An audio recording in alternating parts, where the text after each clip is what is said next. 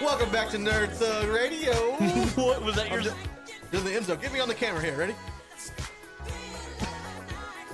You are Captain Joey Savage. Corey DLG. And I no longer wonder why you never made it on Dancing on the Stars. I never even tried.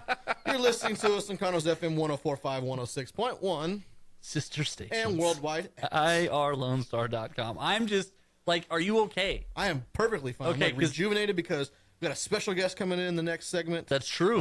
El Campeon, one of my favorite indie wrestlers from here in Houston. It's going to be fun. But before we get into that, let's talk about our friends at Space Cadets Gaming. Oh, yeah. You got this? Oh, okay. Is it me? Yeah, you want to try it? Okay, yeah, we'll do it. Who's going to butcher it this week? Yeah. Oh, poor B-Mac. Poor B-Mac. Go. With summer over, Yes. school going on, and Christmas coming up, the kids, holidays. They have things that they like. No, it's Christmas. It's the holidays. It's Christmas in America. It's not even Thanksgiving yet. It's Christmas in America. What are you talking about? Halloween? Conroe already has their lights up. Halloween's tomorrow, and the lights are up. Are you kidding? No, the Black Friday at Space Cadets is like no joke. You can't just gloss right over that. No, you're okay. That's fair. Oh, yes, okay. Okay, that's a good point. You're right. Colt Baldridge with the save, impressively. A kick, shave, and a beauty. Oh, wow. Yes, so in that case, let's do it this way. So, with the kids wanting things because it's the holidays and everyone loves presents, Black Friday, Space Cadets, gaming. They've got Magic the Gathering. They've got all kinds of Yu-Gi-Oh! board games. They got Yu-Gi-Oh! Flux. They got Flux. They got Munchkins and all the expansion packs that you can ever desire. They got about HeroClix. 10 Star Wars games in there. They got the Destiny. HeroClix. They got the Star Wars role-playing. They got the Star Wars dice game. They got the Star Wars Imperial Forces. Harry Potter card game. They got the Star Wars airplane game. Sink the Titanic. They sink the Titanic. Is there a Harry Potter card game? Yeah, now? there is. Deck Oh, wow. building game. What'd you say? A deck building game. I'm a deck Huff- building Hey, game. I'm you know Hufflepuff. this is a family show, A right? deck building game. Yeah, I don't think you're supposed Check to build out one of Space Cadets Gaming. Robinson Road in the Woodlands for all the gaming needs. Mention Nerd Thug Radio and receive 10% off your highest ticketed item. I would be School of Hufflepuff. School? Oh, you would be Hufflepuff. I totally would. You just look like a Hufflepuff. like I roll Hufflepuff. You're just Huffle. Hufflepuff. Gotcha, Hufflepuff. What would you be, Colt? I'd be the poor plebeian that doesn't know what house he's in. Slytherin. No, he would be Slytherin. What's the other one? Ravenclaw. You'd Ravenclaw. Yeah. No. Listen, he's not clever enough for Ravenclaw. He's not clever enough for he's not evil enough for Slytherin. He's evil. No, he's I look at him and all I think is this guy steals candy from babies. That's I you. will turn this podcast around right now, sir. So this is the second I don't segment steal of the candy show. from babies. I eat candy given to me by You babies. eat babies. Wow, watch yourself. Wow, I didn't say that. This They're is where we like to delicious. talk about This is Nerd going to be Thug. great for when you run for office eventually. Yeah. right, never doing right. that. So let's like we talk about the movies around the globe, nerd style. So hey, you guys made fun of me last week. I finished Defenders. Oh, Yeah? congratulations. Okay, so Thanks. what did you think at the end? I liked it. I liked the whole thing. I thought Okay. the end was lamely ambiguous. I think I called you when I finished. Yeah, we talked yeah. about it. Yes. And I As do you often do. I said, yes, we do. And I do think the ending focused more on Matt Murdock and Daredevil characters Yeah. than it did really tie the other three into it. Yeah, by the end it was sort of like Daredevil and his friends. Right. And so you said it kind of dragged a bit, but I enjoyed it. Even the one where you it's a whole episode where they're in the Chinese food place. Chinese buffet, 9 weeks man. strong, still going. But yeah, I enjoyed the whole thing, man. I really thought they had the character development and they did the cool stuff with Luke Cage and Iron Fist. Yeah. They even had Jessica Jones and Daredevil hit it off a little bit. It was good. It's very, very entertaining. Whenever she kills Sigourney Weaver's character, spoiler alert. Right. That was That- way out of the blue. Yeah, I didn't expect. I didn't see that Not coming. at all. Wait, are we? Is this spoiler safe now? I mean, it's been out long enough. It's way Okay, outside the so window. my big complaint is that they decided to blow up the building at the end of the show, and the problem I have kind of with that is Jessica Jones clearly calls that out as domestic terrorism. Yeah. And they just go, oh yeah, we're just gonna do this. Yeah, but if you there's look a at- huge amount of collateral damage. Yeah, but look at the Nah. Battle of New York, like in the Avengers movie. Yeah, they're stopping aliens, but do you think they care about what they destroy to stop the aliens? I think it's I mean, a little- they destroy the whole entire city. Well, Hulk is jumping from building to building, just smashing buildings. So here's the problem with comic books, quote unquote, being real world. Go right? for it. When you blow up a building, there are consequences. Tony Stark, as the Iron Man and Hulk are fighting in Avengers 2, he says to his broken Jarvis, "How quick can we buy a building?" Because he's about to drop a whole building Yeah. on the Hulk. So you start thinking about the ramifications. They've talked about this all the time in Marvel Comics. Depending on who the writer is for Hulk, Hulk is either killed tens of thousands of people when he hulks out and rages, or he's killed no one. As a matter of fact, if you read the Ultimates, which is an alternate version of Marvel, Very good story. when he hulks out and the Avengers fight him, it's the first arc. In the aftermath of that, they're doing like 9/11 style ceremonies. Bruce Banner's in jail. Yeah. Well, actually, they're using him as a secret weapon. Right. But they're doing 9/11 style ceremonies for all the dead that happened because the Hulk killed thousands of people tearing up New York City.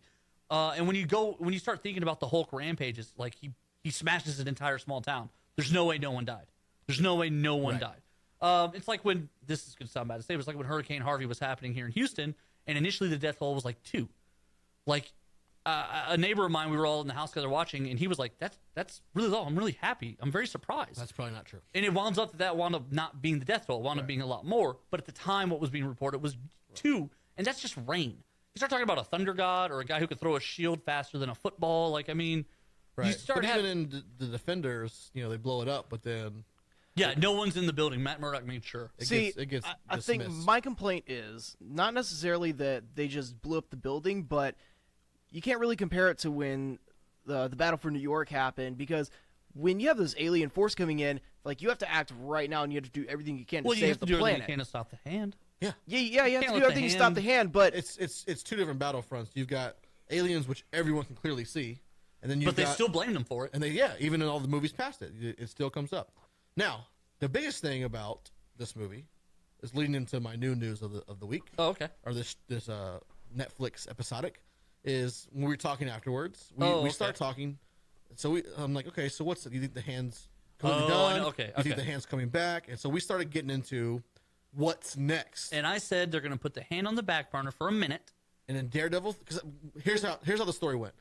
My thought was, okay, is this going to be the episode or segment or season 3 of Daredevil, where in the comics Daredevil becomes leader of the Hand?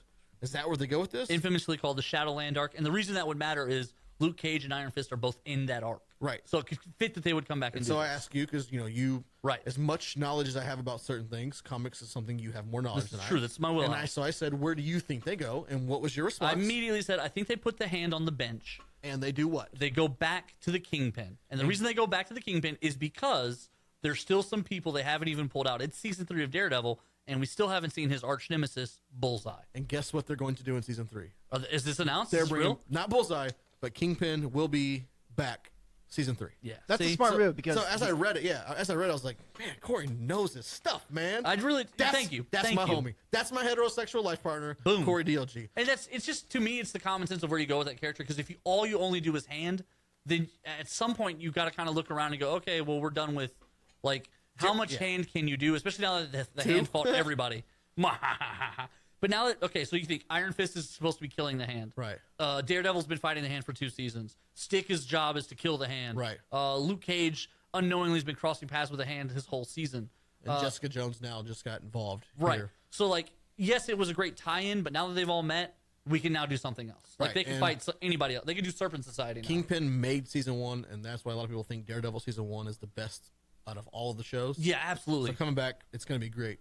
But I want to flip into the second set of news, which I thought was very interesting. Okay. We talked about this a couple weeks ago with the Batman movies and stuff. Okay. How they had announced that originally in the Batman movie, what Ben Affleck was going to be doing, Right. that the main villain would be Deathstroke. And we talked about how here lately, They've pushed away from that. the guy who's in it, the guy who signed as Deathstroke, he said that he said he's not at liberty to discuss. Joe Magliano, was that his name? Did I say that right? Sofia Vergara's husband. Yeah. That's all that Joe matters. Sofia Vergara's cousin. Right. Cousin. Husband. So today I read a bit of news Uh-oh. that now DC is pushing to do a Deathstroke solo movie. Solely on Deathstroke. No, I'm out. No, I'm not buying it. Yeah, here's 2 sides of the coin here. How are you going to introduce him? Like, are you just going to throw him out his own movie and expect him to gain traction? Or are you going to introduce him in some way somewhere else and spin off? Which, I don't know if it's going to work.